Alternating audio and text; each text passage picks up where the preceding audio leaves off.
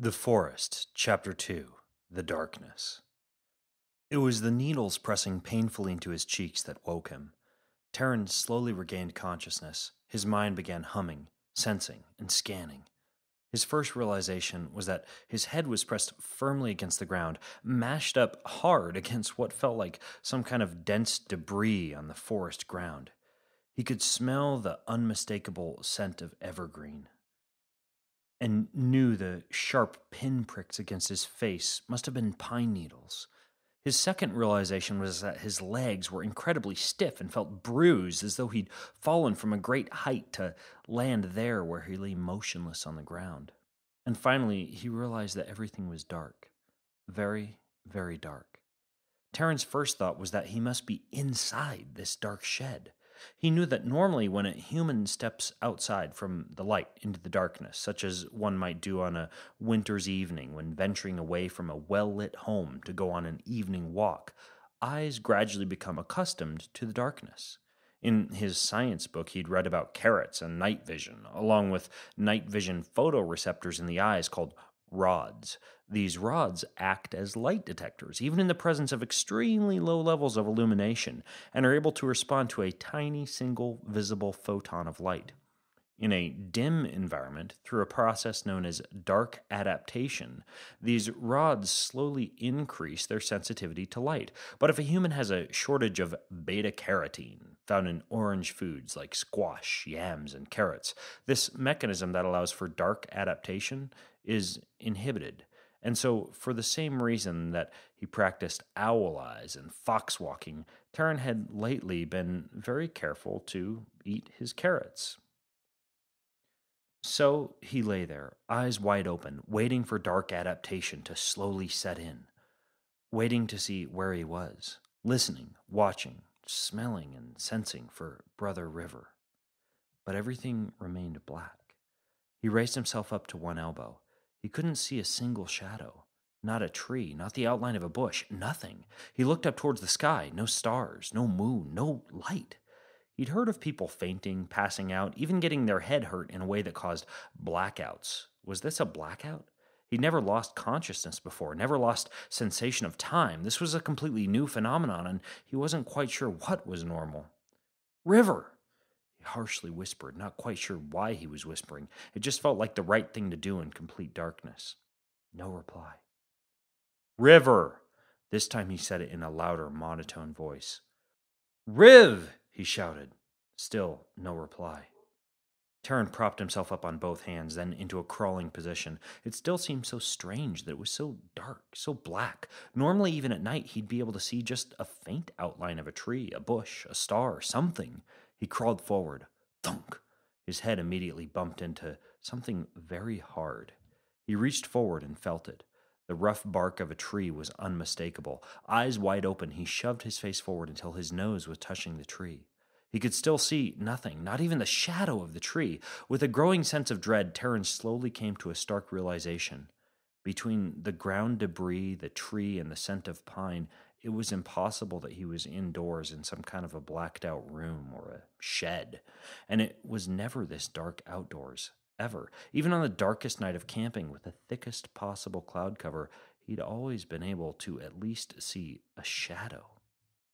He was blind.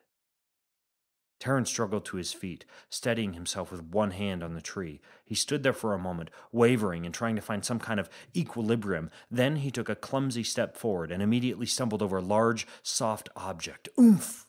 He slammed into the ground with both legs tangled on whatever he'd just tripped over. He reached behind to feel the object now under his legs. It was warm and covered in cloth. He kept feeling. There was skin, bone, an arm, hair.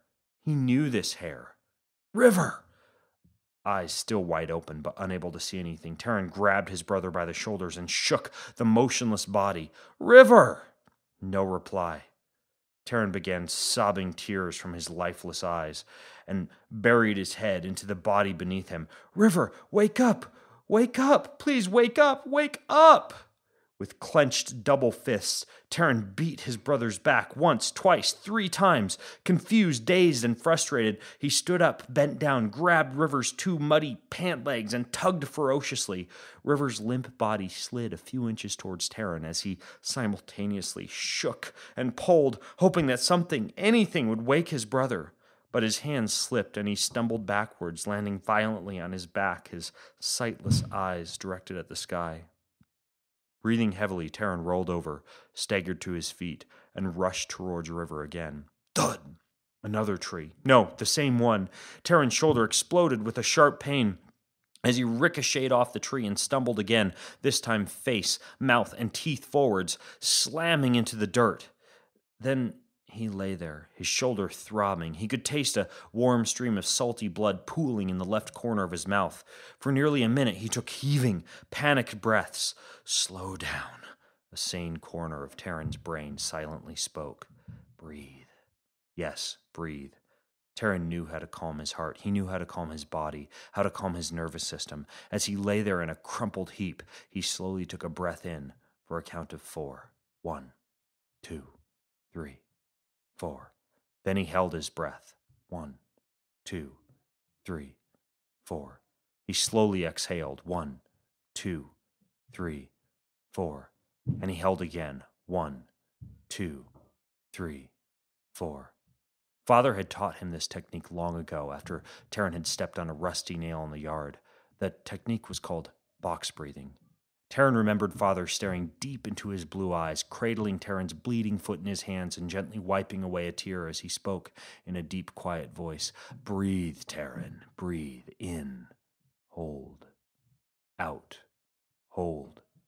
Gently breathe into one side of the box. Hold your breath lightly across the top of the box. Gently breathe down the other side of the box. Hold your breath lightly across the bottom of the box. 1, 2, 3, 4.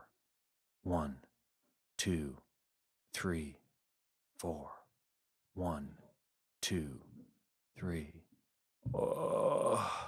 Someone half groaned and half coughed. Terran's head shot up, and he instantly scrambled to all fours. The sound had come from the direction of River's body. Terran frantically pushed both hands out in front of him, sweeping the forest ground as he crawled towards the sound.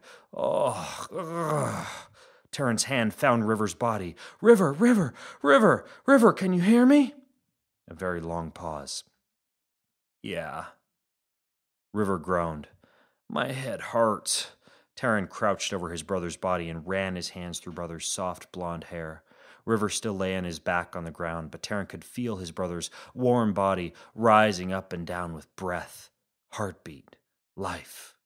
My head hurts too, brother. There was complete silence for a moment. Terran lay his head on River's chest. River wrapped his arms around Terran and pulled him close, pressing their cheeks together. A warm tear of relief dripped from Terran's eyes. River, you're alive. River grunted annoyingly. Of course I'm alive. I'm surprised you're alive. When you followed that bird into the shed, it looked like your whole body caught on fire or something. You should have seen the shed light up. It was nuts. It was totally nuts.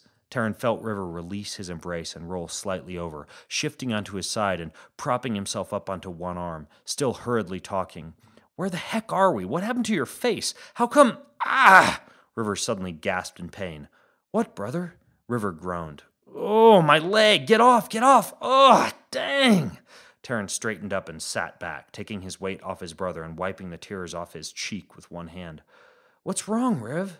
You could hear River fumbling with a pant leg, then pulling, rolling up fabric, and then groaning again. Did I break this? Terran, did I break this? Look, Terran, does this look broken? Terran was very quiet. Terran, you're not even looking. It's right here, right here.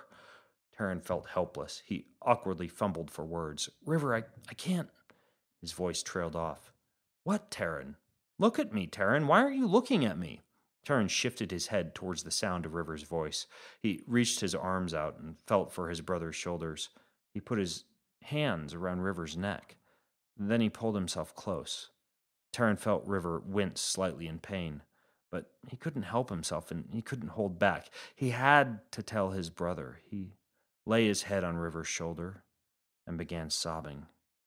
Riv, I'm blind.